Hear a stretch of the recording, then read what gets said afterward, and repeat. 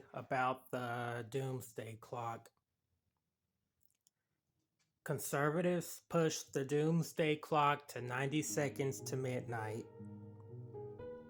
With Russia's invasion of Ukraine and the specter of nuclear weapons use, Earth crept its closest to Armageddon, a science-oriented advocacy group said, moving the famous Doomsday Clock up to just 90 seconds before midnight.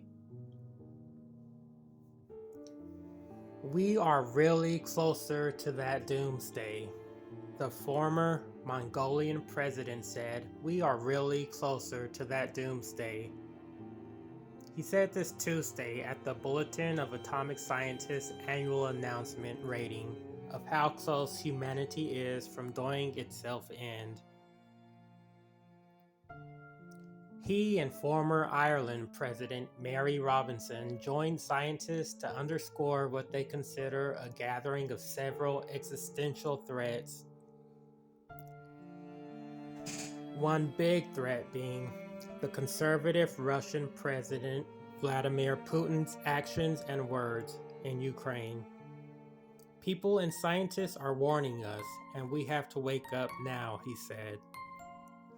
The advocacy group started in 1947 to use the clock to symbolize the potential and likelihood of people doing something to end humanity.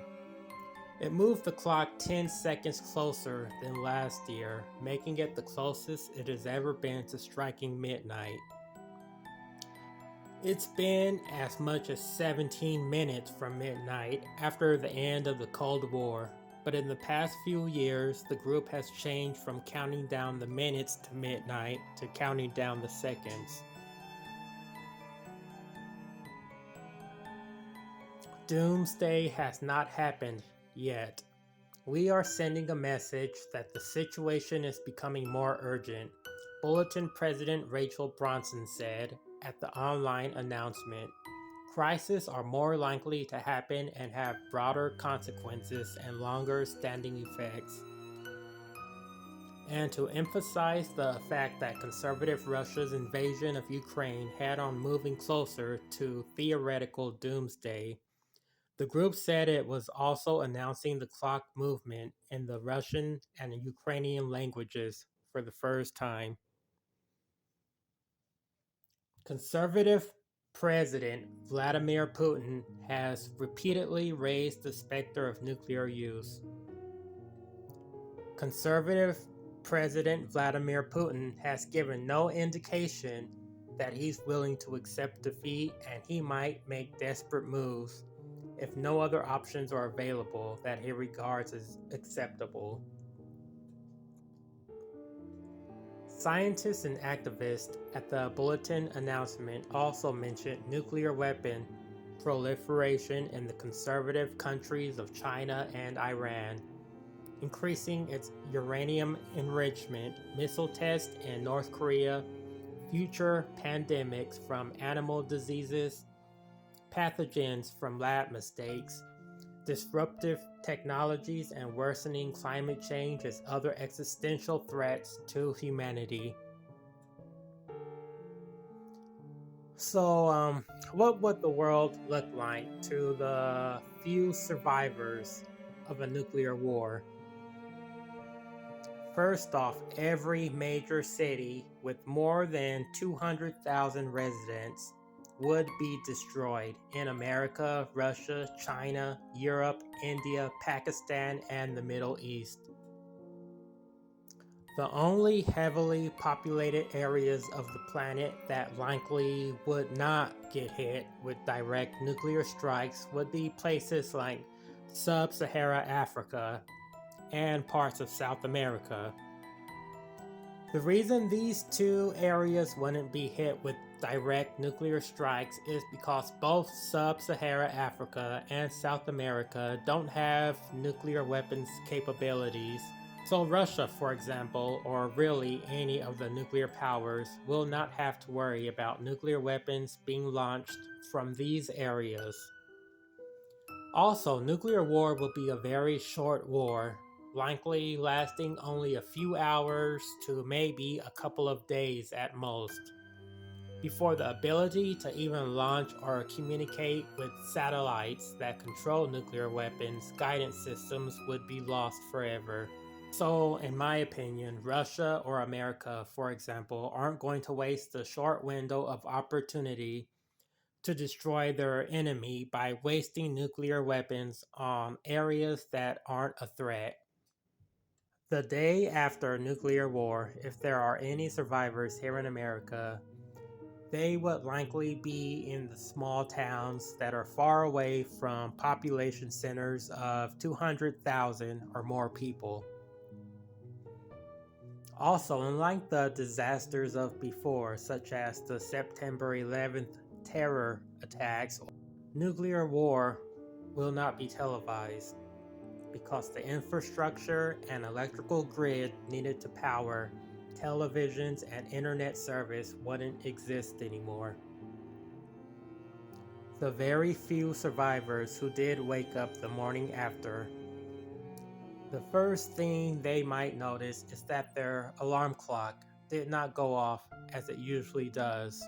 Many would awaken startled, thinking maybe they overslept and they are going to be late for work.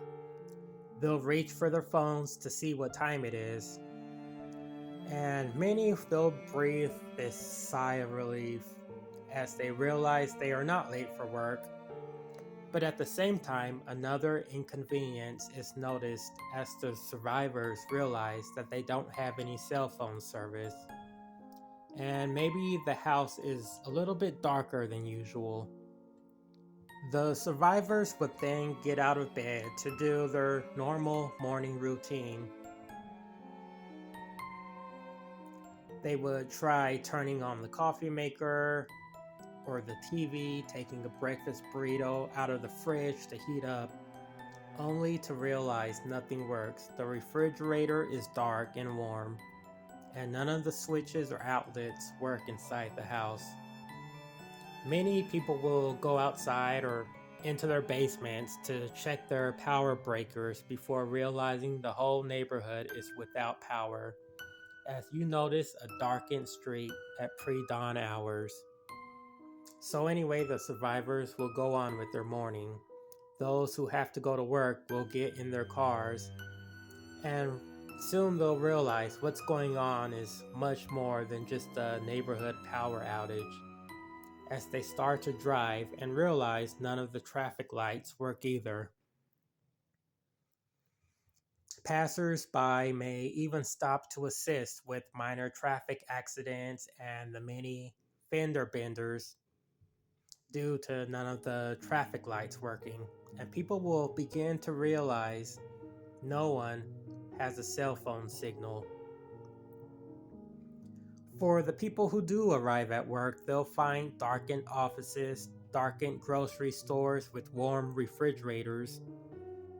At this point, panic will slowly start to kick in when word gets around that the entire town doesn't have power or cell phone service.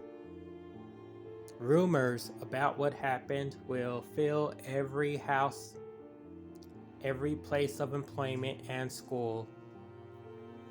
Some will say a transformer blew. Some will say they heard there was a major terror attack. Some will say a computer virus caused the blackout. Many people will be optimistic that at any moment power will be restored.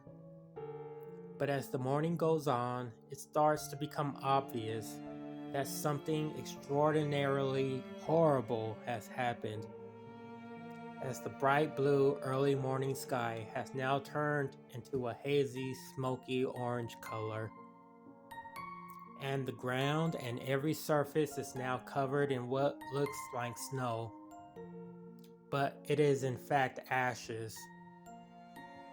These ashes used to be people. These ashes used to be houses.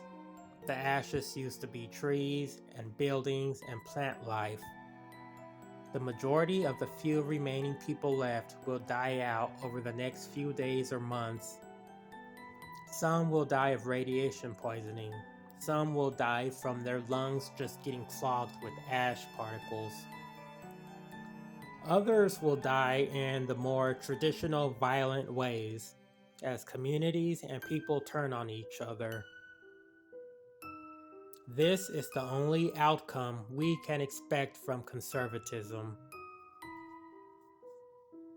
Humans are meant to grow and change. That is what makes us special. Conservative Russia and conservative China risking nuclear war in order to conserve their traditional territories will end in a nightmare for humanity. Say what you will about the left or progressives, and yeah, we are not perfect by a long shot, but at least we welcome the changes needed to save humanity.